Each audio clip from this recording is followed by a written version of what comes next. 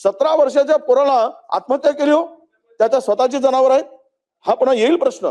17 वर्षाच्या पोराने त्याच्या मालकीचे जनावर असताना त्याला पकडलं, मारलं आणि त्याची बदनामी केली.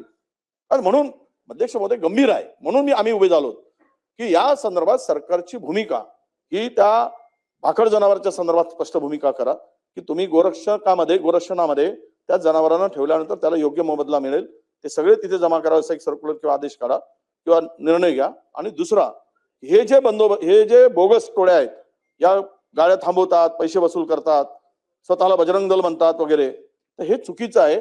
जे ओरिजिनल असतील त्याच्या संदर्भात तो निर्णय, ते जर होतील त्या संदर्भात ते जर प्रामाणिक असेल तर त्याला आमचं संरक्षण आहे. परंतु बोगस जर असतील आणि पैसे वसूल करत असतील, अरे या प्रश्नाच्या उत्तरात आहे, प्रश्नाच्या उत्तरात असं आहे, ते पकडल्या गेलेत, बोगस पकडल्या गेले, ते प्रश्नाच्या उत्तरात आहे. वाचा प्रश्न आपण. ठीक आहे, पुढे चला. अध्यक्ष महोदय, ठीक आहे, अध्यक्ष महोदय, मी सन्माननीय सदस्य, कुठच्याही बसा, असं करू नका, बसून घ्या. ठीक आहे, बसून घ्या. चला.